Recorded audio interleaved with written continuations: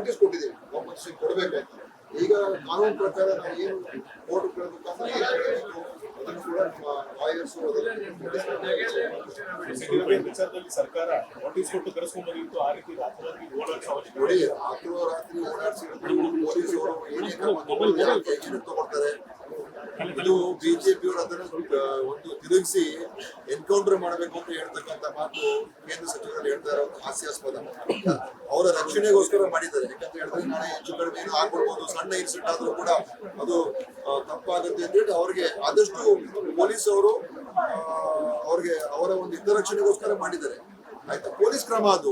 ಯಾರು ಇನ್ನೊಬ್ರು ಮತ್ತೊಬ್ರು ಇಂಟರ್ಫಿಯರ್ ಮಾಡಕ್ ಆಗೋದಿಲ್ಲ.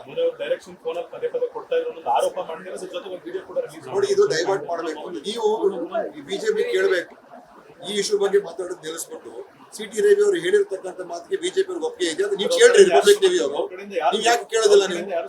ನೀವು ನಮ್ಮನ್ನ ಮಾತ್ರ ಕೇಳ್ತೀರಾ?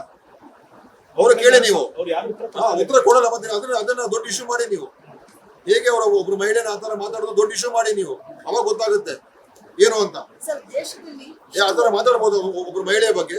ಮತ್ತೆ ಸುಳ್ಳು ಹೇಳ್ತಾರಲ್ಲ ರವಿ ಅವರು, ನಾನು ಹೇಳಿಲ್ಲ ಅಂತ. ಎಷ್ಟು ಮಂಡತನ ನೀವು ಅಲ್ಲೇ ಗೊತ್ತಾಗುತ್ತೆ. ಒಂದು ಒಬ್ಬ ಬಿಜೆಪಿ ಮುಖಂಡ ಕೂಡ ಇದು ಸರಿ ಇಲ್ಲ ಅಂತ ಹೇಳ್ತಕ್ಕಂಥ ಒಂದು ನೈತಿಕತೆ ಕೂಡ ಇಲ್ಲದೆ ಇರ್ತಕ್ಕಂಥ ಪಕ್ಷ ಅದು. ಮಾತಾಡಿಲ್ಲ ಅವರು. ಅಲ್ಲಿ ಮುಗಿದೇ ಆದ್ಯ ಅಂತ ಅವರೇನೋ ಹೇಳಿದ್ದಾರೆ. ಅದು ನೋಡೋಣ. ಈಗ ಪ್ರಿವಿಲೇಜ್ ಮೂವ್ ಆಗಿದೆ ಅಸೆಂಬ್ಲಿಯಲ್ಲಿ. ಪ್ರಿವಿಲೇಜ್ ಕಮಿಟಿನೂ ನೋಡ್ತದೆ, CID ಎನ್ಕ್ವೈರಿ ಆಗ್ತದೆ. ಬೇರೆ ಕಾನೂನು ಪ್ರಕಾರ ನೋಡಿ, ಕಾನೂನು ಪ್ರಕಾರ ನಡೀಬೇಕು ಅಷ್ಟೇ. ಆದ್ರೆ ಅವ್ರು ಹೇಳಿರುವಂತದ್ದನ್ನ ಬಹಳ ಜನ ಕೇಳಿದ್ದಾರೆ. ಮತ್ತು ಯಾರು ಕೂಡ ಅವ್ರು ಹೇಳಿದ್ದನ್ನ ಸುಳ್ಳಾಗಿ ತಪ್ಪಾಗಿ ಹೇಳುವಂತ ಪ್ರಶ್ನೆ ಬರೋದೇ ಇಲ್ಲ. ಯಾಕೆ ಹೇಳ್ಬೇಕು? ನಮ್ಗೆ ಬೇರೆ ಏನು ದುರುದ್ದೇಶ ಏನಿದೆ? ಆತರ ಒಂದು ಅಪಪ್ರಚಾರ ಮಾಡೋದಕ್ಕೆ ಏನೂ ಇಲ್ಲ. ಅದು ಆಗಿರುವಂತ ಘಟನೆ.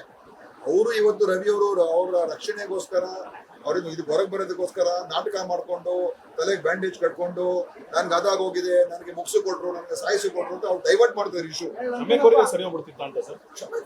ಕ್ಷಮೆ ಕೋರ್ಬೇಕಾ? ಕ್ಷಮೆ ಕೋರಿದ್ರೆ ಕನಿಷ್ಠ ಅವಾಗ ಹೌದಪ್ಪ ಒಂದೊಂದ್ಸಲ ಜನ ಯಾವುದೋ ಒಂದು ಉದ್ವೇಗದಿಂದ ಏನೋ ಹೇಳ್ಬಿಡ್ತಾರೆ ಅಂತ ಅಷ್ಟಕ್ಕಾದ್ರೂ ನಾವು ಸಮಾಧಾನ ಪಡ್ತೀವಿ. ಇವಾಗ ಕ್ಷಮೆ ಇಲ್ಲ ಇವ್ರಿಗೆ.